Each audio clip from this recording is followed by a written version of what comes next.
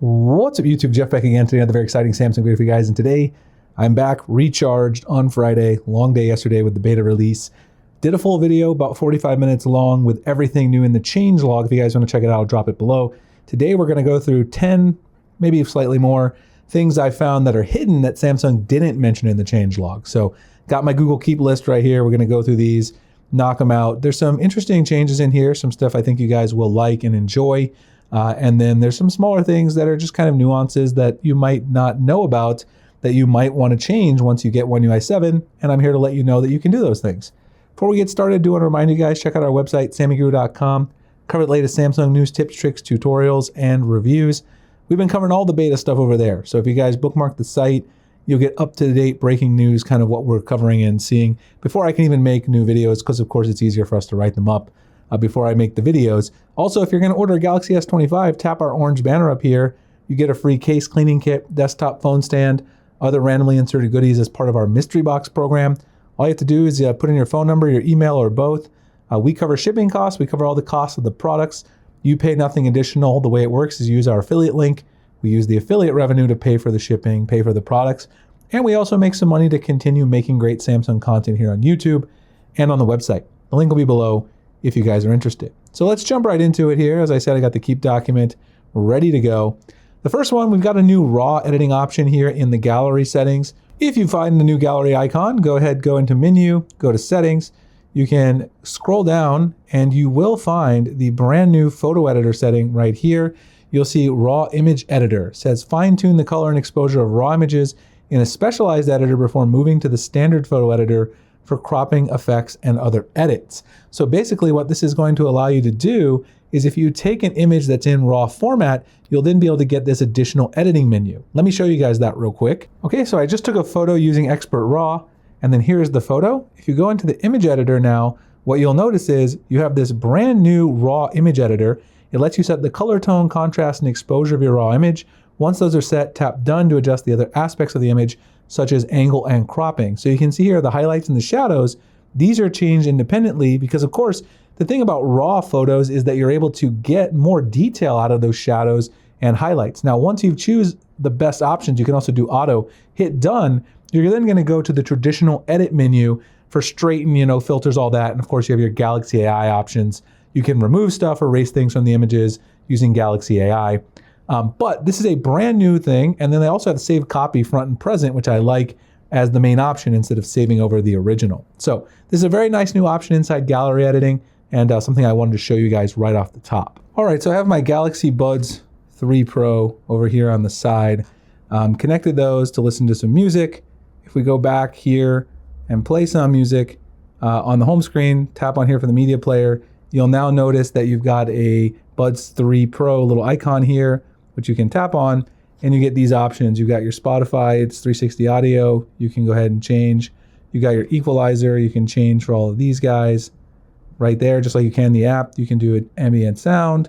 You do need to put in your earbuds to do that, of course, to use the noise controls, but you can change that, you can change your volume, all of that good stuff right here. Now, what I did notice is when I initially installed this last night, I think I hadn't paired my Buds 3 Pro to this S24 Ultra before, perhaps. I've got way too many S24 Ultras.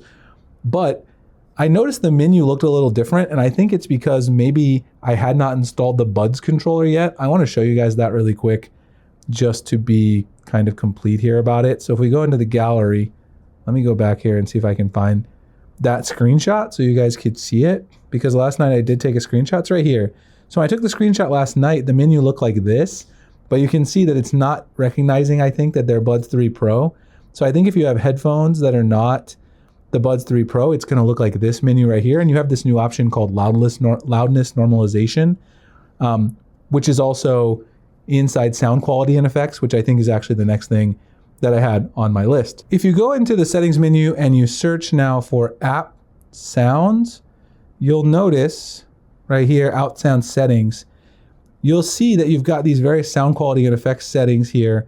You've got Dolby Atmos, the loudness normalization, and now under app sound settings, this lets you actually set different sound settings for each app. So you guys saw I was using Spotify. Inside here, it will now let you choose to turn Dolby Atmos on, your equalizer change, and loudness normalization on a per app basis. So not only do you have some of these new features, like the loud list normalization under there included now in this menu, you can now change these on a per app basis. So you could have one for Spotify, one for YouTube Music. Now this is really important because YouTube Music tends to be a lot louder, so at the same volume than Spotify. And a lot of music apps are like this depending on what kind of quality they're delivering the music in. So being able to change this is certainly a fantastic setting. It's great to see Samsung gave that option. Okay, so next on the list, we've got Galaxy Avatar. Galaxy Avatar is a brand new app, but it's actually just a rebrand of AR Emoji. What it does is combine all of the old AR Emoji applications like AR Stickers, AR Studio, all that stuff into one application. You can see here, this is what it looked like when you sign in. Avatar stickers, avatar camera, design new clothes. You can go in here, create a profile with a profile picture, image, and even a video for your Galaxy Avatar, all from this menu.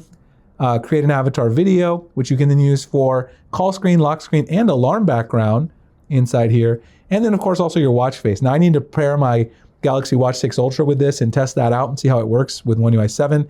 So I haven't done that yet, but Galaxy Avatar is quite nice. The settings here are pretty much the same as before.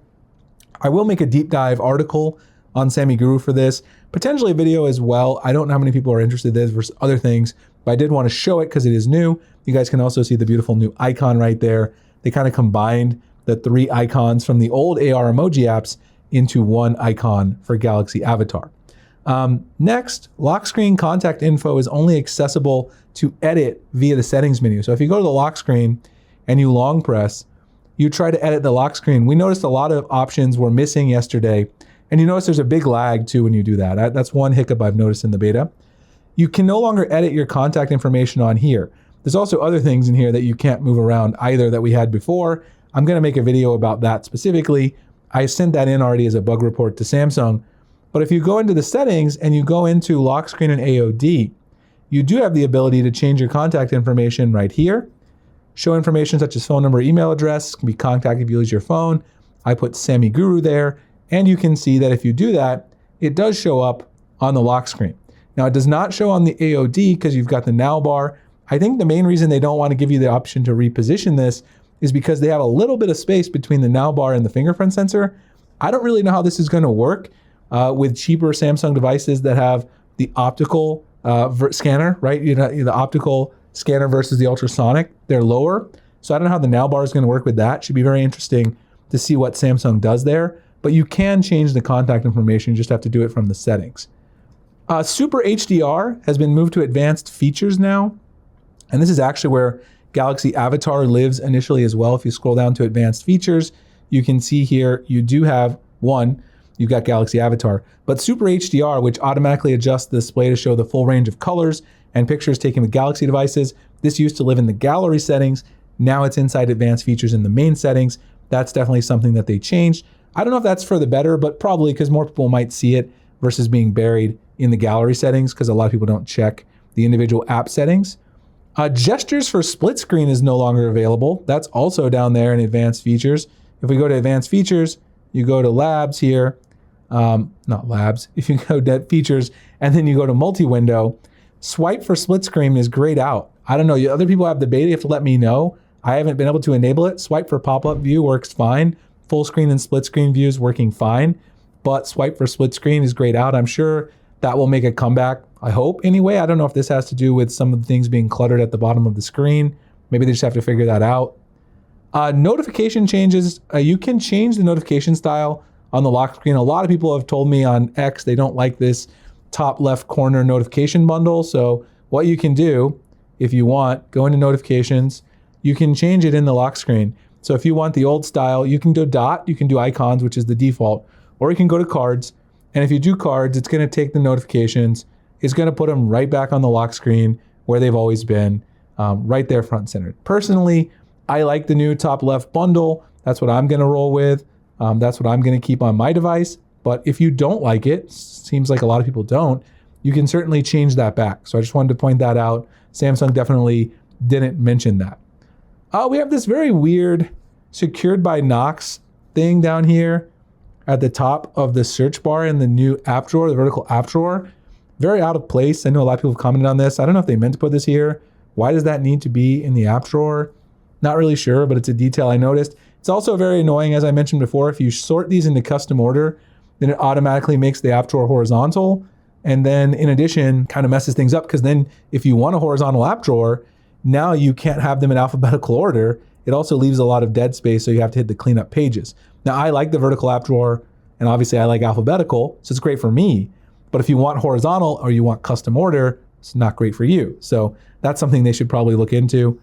The now bar works on the AOD. I also want to mention too, as well, if you have two different music players at the same time, here I've got Spotify and YouTube Music, you can indeed have both of them right here on the now bar. Now they don't show up on the now bar down here. You can't flip between them like you do like a clock or something else like an alarm, but you can control both of them by just swiping in the media player. So that functionality is still there as well. Someone else was asking about that. Redesigned Powershare animation inside of the Powershare menu. So let's go in here. Let's go down to battery. Let's go into power sharing.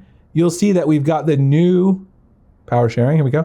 We've got the new devices. So this looks more like a Galaxy S24 or an S25 with the camera array. The old one looked kind of like an S20 or S21. Got Buds 3 Pro right there. You got Galaxy Watch Ultra.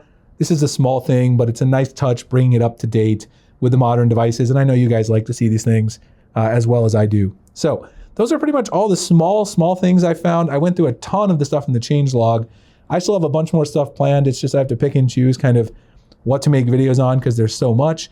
Let me know if there's anything you want me to make videos on. I'm going to make a video with all the bugs, problems, and suggestions that I'm forwarding to Samsung in the beta feedback, so you guys can add to that. That video will be coming later this weekend, so look out for that. Tons more coverage over at Sammy Guru, so check it out. Sign up for a mystery box if you guys are going to be buying Galaxy S25 device, and I'll see you guys in the next one. Thanks so much for watching.